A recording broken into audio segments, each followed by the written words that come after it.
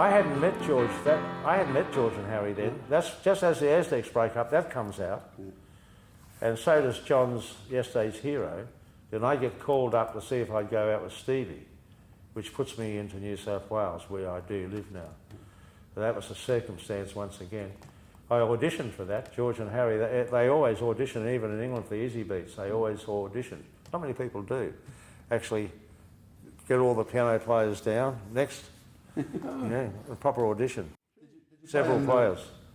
Basically what happened was the la-di-das the base disbanded or broke up and got offered a deal to back Stevie Wright.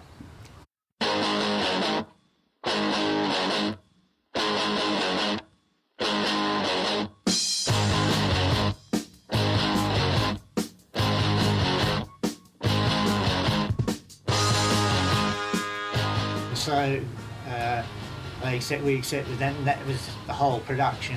You know, that's myself and AJ, who was the other roadie, and our production, our truck, and the whole thing.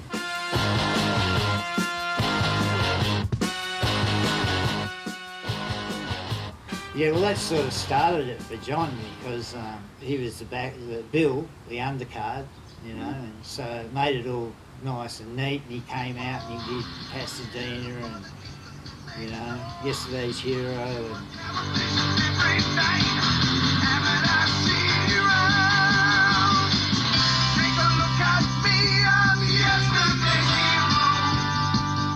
Then he'd go off and then the thunder would start and the little man would be up there.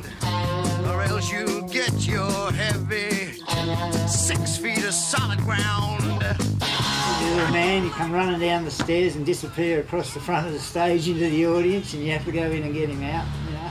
No way you can find me, boy. Everybody knows my name. I'm the Black Eyed. The Black Eyed. The Black Eyed Groove.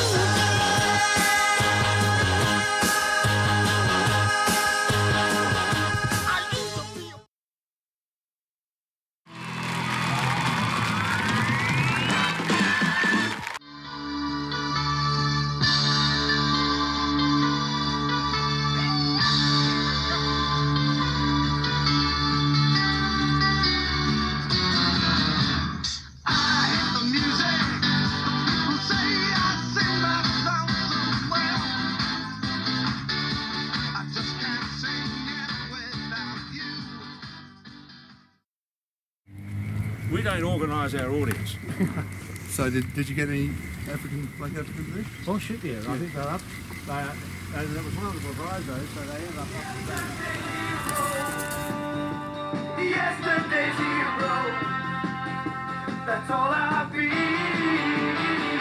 Take a look at me, I'm yesterday. It was the year the two drawn grand finals. Selkowitz is in! It's a try! Selkowitz has scored for Parramatta, and it's 9-all in the grand final. Picked up by Little Bob, he's going for a run. Can he get down there in time? There's the sign, I think, for the end of the game. It's a draw. It's a draw. The 1977 grand final is a draw. Oh. We couldn't get any results. We were going crazy. We were trying to find out, and then suddenly, I think about 4 days after it, they said, oh, it was a draw, and they got to come back again, you know.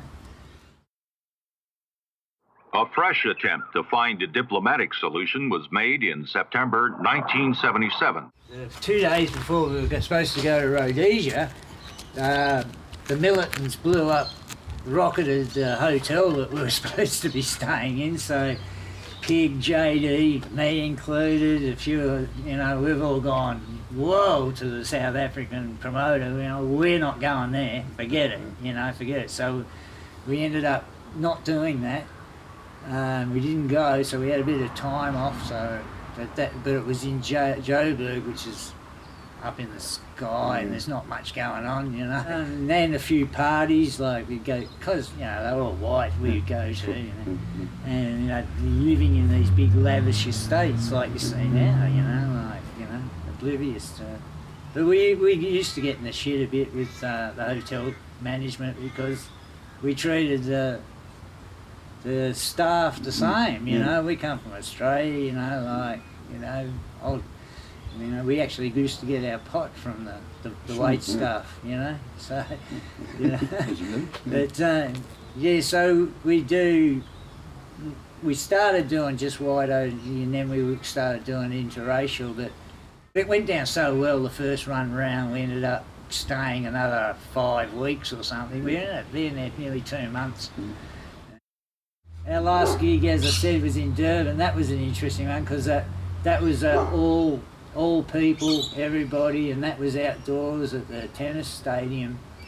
And the setup was interesting. We arrived to do the setup, and there was all these buses there and all of these prisoners. They brought all the prisoners in to help us, to be the roadies and then to set things up. So we got all white guards, you know, and it's full on, you know. And we kept them around, you know, like they're only supposed to be there for a while, but they were enjoying themselves so much, you know, that we bullshitted to the guards and we keep them on saying, oh, we need them to do this and do that. And they ended up actually staying for the concert, which is unbelievable, because just before the show, we did the sound check, it was all right, just before the show, a bloody storm hit, mate, and it was just water. I can still remember it, there was water everywhere. It was totally, we weren't ready for it. It was crazy. No, we were treated like it was the Beatles. Like so we got off the plane and we sort of looked down the steps and that, and there's just like 2 rows each side of guys in uniform with like, you know, fully on, yeah, automatic weapons, and they're all like lining down to the concourse and that, and we look up and there's just wall-to-wall kids. Like, it was just like the scenes you see of the Beatles arriving at Heathrow. Mascot, you know, like, you know, I don't know what the flight was from Sydney. It was 18 or something hours, and by the time we got there, everyone was smashed, you know. No, we didn't do any surfing. The boys did a bit of fishing when we were in Cape Town. I think the second time they went out, JD and John's, they were both big fishermen. Even, you know, in Sydney, they shared a boat and they go out fishing every morning and stuff like that. Yeah.